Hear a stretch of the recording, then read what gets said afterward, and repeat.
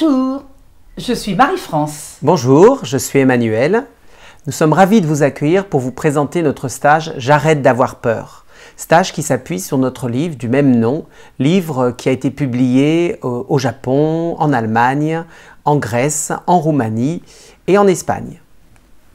Un jour, un moine demanda au Bouddha quel don il aimerait offrir à tous les êtres humains. « Le don d'absence de peur », répondit-il immédiatement. En effet, nous avons tous peur, que nous en ayons conscience ou pas. La peur saine protège notre intégrité et préserve la vie. Mais des peurs excessives, le plus souvent souterraines, paralysent nos vies.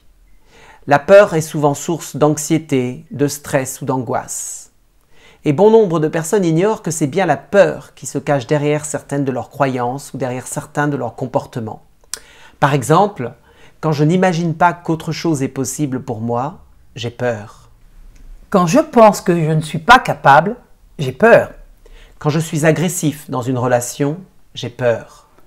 Quand je n'ose pas dire ce que je ressens, ce que je pense ou ce dont j'ai besoin, j'ai peur.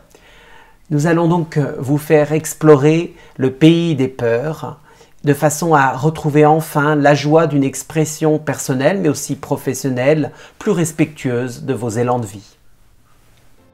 Notre stage vous invite en premier lieu à explorer les origines de vos peurs. La peur, c'est l'enfant en nous qui panique. C'est pourquoi il est rarement efficace de lutter ouvertement contre une peur, car nous allons refouler encore plus profondément le message de cette peur, c'est-à-dire l'appel de l'enfant en nous. En chacun de nous, il y a un enfant sous terreur, car il était exposé à des situations, des comportements, des attitudes qui lui ont fait violence. La violence la plus simple, la plus courante, c'est la violence éducative ordinaire.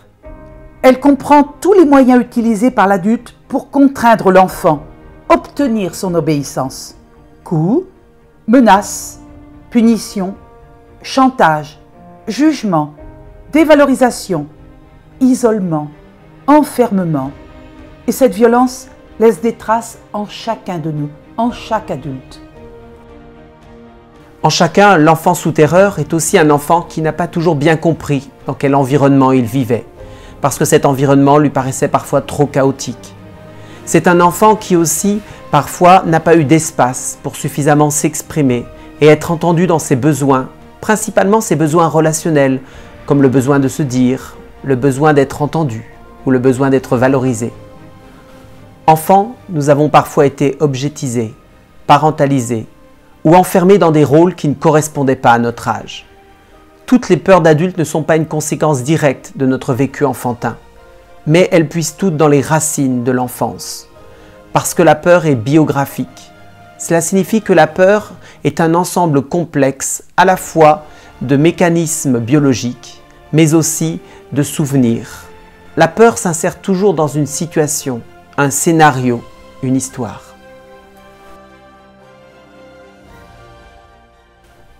Certaines peurs ont pour but de nous empêcher d'explorer notre monde intérieur et de réévaluer nos expériences de peur antérieures. Nous les appelons les peurs verrous. La première peur verrou est la peur de revivre sa souffrance d'enfant. Enfant, nous n'étions pas capables de faire face à ce qui nous a fait violence et blessés. C'est pourquoi nous n'avons pas pu exprimer une grande partie de notre souffrance et de nos émotions de tristesse, de colère et de dégoût. La deuxième peur verrou est la peur de perdre le contrôle. Une peur excessive crée un sentiment d'impuissance. Le stress, la panique, l'anxiété, l'angoisse sont des symptômes de cette peur de lâcher prise.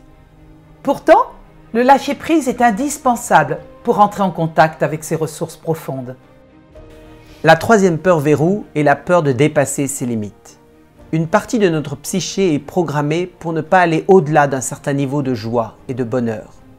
Lorsque nous atteignons cette limite, nous créons sans même nous en rendre compte une série de pensées et d'émotions désagréables pour nous stopper net.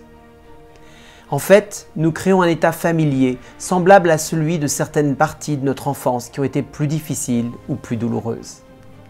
Dans notre stage, nous vous proposons en fait 4 principes pour dépasser vos peurs et libérer vos élans créatifs, tous vos élans de vie qui dorment en vous. Ces principes sont très simples. Le premier principe est « je me dissocie de ma peur ». Même si la peur est une brume de sensations qui envahit tout notre être et qui nous donne le sentiment d'être entièrement l'émotion de peur, en réalité, seule une partie de nous a peur.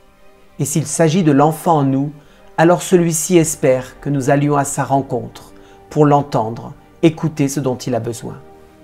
Le deuxième principe est « je respire ». La respiration pleine et profonde est un excellent moyen d'atténuer nos émotions de peur. Le troisième principe est « je communique avec ma peur ». Communiquer avec sa peur est une démarche saine et salvatrice qui permet de se positionner en leader bienveillant et compatissant pour ce qui a besoin d'être entendu et validé en soi. Le dernier principe est « je prends soin de mon enfant intérieur ». L'accompagnement de l'enfant intérieur offre des ressources insoupçonnées et incroyables pour se libérer de ses peurs paralysantes.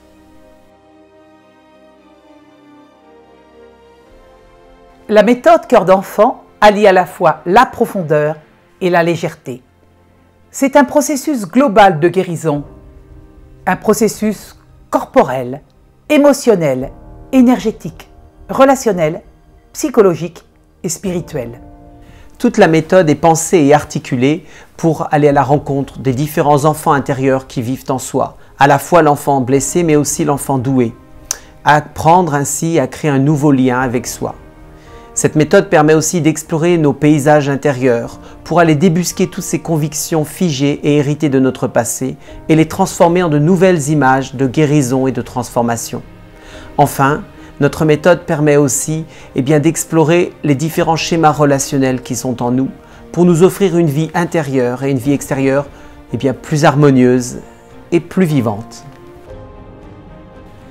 Les sentiments non exprimés, les besoins non comblés et les situations non digérées du passé sont le terreau des peurs qui paralysent nos vies et brisent nos élans.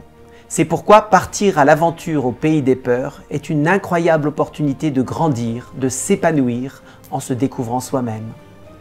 Le sage indien Krishnamurti disait « Une des causes principales de la peur est le refus de nous voir tels que nous sommes ».